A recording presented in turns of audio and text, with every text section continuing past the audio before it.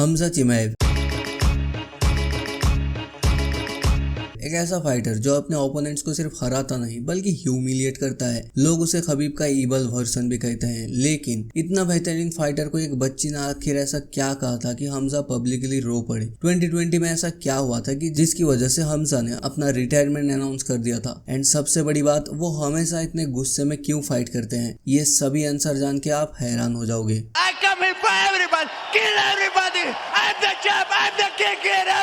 शुरू करते हैं क्वेश्चन नंबर 3 से। आखिर वो इतना गुस्से में रहते क्यों हैं? इसका आंसर जानने के लिए उनका बचपन में जाना पड़ेगा। 1994 में रसिया के चेचनिया रिपब्लिक में हमजा पैदा होते हैं, एक कंजर्वेटिव मुस्लिम फैमिली में। पैदा होने के कुछ महीनों के अंदर ही चेचनिया में एक जंग छिड़ गई। चारों तरफ हाहाकार, इकोनॉमिक क्राइसिस, भूखमारी। हमजा की माँ खुद भूखे रहकर हमजा को और उनके बड़े भाई को खाना खिलाती थी।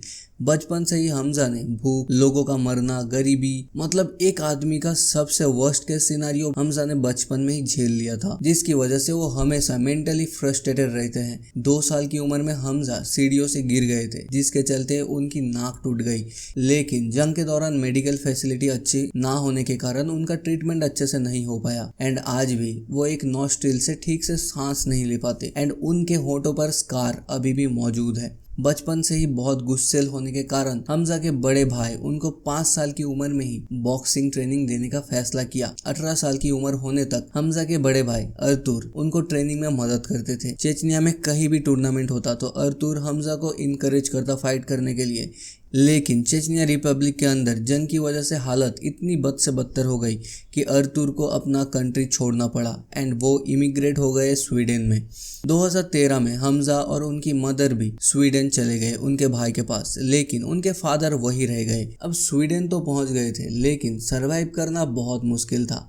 उन्होंने एक पोल्ट्री फार्म में जॉब करने का फैसला किया। साथ ही साथ मल्टीपल रेसलिंग क्लब्स में रेसलिंग भी करते थे, इंक्लूड बीके एथेन। उन्होंने कई गोल्ड मेडल्स जीते। 2016 से 18 तक उन्होंने एक रिकॉर्ड सेट किया, 12 विन्स एंड 0 लॉस का। रेसलिंग के अलावा उनको जूडो, संबो, ये सब कंपटीशन में भी हिस्सा लेने का बहुत दिलचस्पी था। अब आते हैं क्वेश्चन नंबर 2 में। 2020 में कोविड आया। हमजा कोविड का शिकार हो गए, वो भी बहुत बुरी तरीके से। लेकिन हमजा को किसी ने शायद बताया नहीं कि बीमार होने पर रेस्ट करना होता है। इसलिए तो कोविड होते हुए भी ट्रेनिंग बंद नहीं किया, बल्कि और भी एक्सट्रीम करने स्टार्ट कर दिया था, जिनके चलते उनको हॉस्पिटलाइज करना पड़ा। हॉस्पिटलाइज के दौरान पता चला कि हमजा के लंग्स में इन्फेक्शन बहुत ज़्यादा फैल गया था, बॉडी रिकवर नहीं कर रही थी। इसलिए हमजा ने फ्रस्ट्रेशन में आके अपनी रिटायरमेंट अनाउंस कर दी थी। लेकिन डाना व्हाइट जानते थे कि वो फ्रस्ट्रेटेड होकर ये सब बक रहे हैं। एंड डाना व्हाइट की बातें सच भी साबित हो गई। जब हमजा 1 साल बाद वापस आए बहुत ज्यादा एग्रेशन के साथ। हमजा की एमएमए जर्नी 23 साल की उम्र में शुरू हुई at all star training centre in Stockholm, जहां पर उन्होंने उस समय के चैंपियंस अलेक्जेंडर, लतीफी एंड मदादी के साथ ट्रेनिंग करने का मौका मिला। अलेक्जेंडर हमजा के ट्रेनिंग पार्टनर भी थे। लेकिन हमजा को रियल मोटिवेशन मिली जब उन्होंने जॉब से 15 मिनट का ब्रेक लिया एंड ऑल्डो वर्सेस मैग्रेगर का फाइट देखा। उन्होंने सोचा कि मैं भी तो एक वॉरियर स्टेट से बिलोंग करता हूँ, तो मैं ऐसा क्यों नहीं कर सकता। तभी उन्होंने डिसाइड किया कि वो भी लड़ेंगे। 2018 में हमजा ने करियर की शुरुआत की, जहां IRFA 14 में उन्होंने फाइट किया ऑलवी सेगन के साथ एंड वो जीत भी गए भाया नॉकआउट। फिर अगस्त 2018 में ओली के साथ भी फाइट में जीत मिली भाया सबमिशन। 2 फाइट्स जीतने के बाद उन्होंने ब्रेव कॉम्बैट फेडरेशन साइन किया, जहां उनका प्रमोशनल डेब्यू मैच मिला विथ बेनियामिन बेनेट के साथ ऑन 18 नवंबर 2018 में। वहां भी उनको नॉकआउट से जीत हासिल हुई।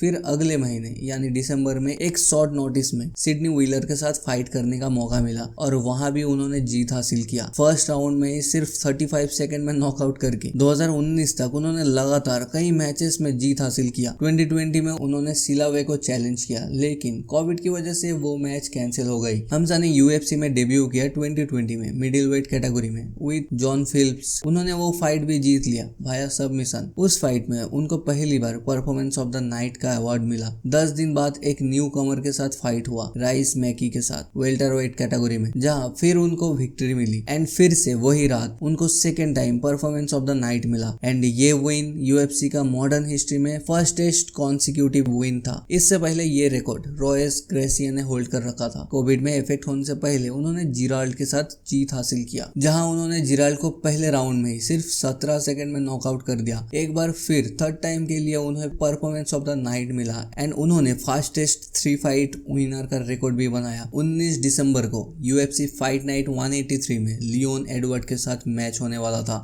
लेकिन हमजा कोविड से इफेक्टेड हो गए थे, जिसके चलते वो फाइट पोस्टपोन करना पड़ा। हमजा की बॉडी इंटेंस ट्रेनिंग की वजह से रिकवर नहीं कर रही थी, जिसके चलते डेना व्हाइट को बार बार मैच रिशेड्यूल करना पड़ा। फिर लगभग 1 साल बाद वो वापस आए 29 अक्टूबर 2021 में टू फेस ली जिंगयान। वो फाइट भी वो जीत गए। फोर्थ टाइम के लिए उन्होंने परफॉर्मेंस ऑफ द नाइट हासिल किया। 2026 तक उन्होंने यूएफसी में 16 फाइट्स किया एंड उनमें से 15 फाइट्स में जीत हासिल किया। अब इतना ब्रूटल फाइटर को एक बच्ची ने ऐसा क्या कहा कि वो पब्लिकली रो पड़े। असल में इंटरनेट के हिसाब से वो बच्ची जंग के माहौल से बिलोंग करती थी एंड उसने बताया उसके फादर अब इस दुनिया में नहीं रहे। क्या हमजा उसके भाई को ट्रेनिंग दे सकता है टू प्रोटेक्ट हर? हमजा का बचपन भी जंग से घिरा हुआ माहौल में गुजरा था, जिसके चलते उन्हें पता था कि सरवाइव करने के लिए क्या क्या करना पड़ता है। खैर, ये थी एक लेजेंड की कहानी जिसने बचपन में एक्सट्रीम स्ट्रगल देखी एंड बाहर से भले ही लोग उसे ईवल बुलाते होंगे, लेकिन अंदर से वो भी एक नरम दिल वाला इंसान है। वीडियो अगर अच्छी लगी हो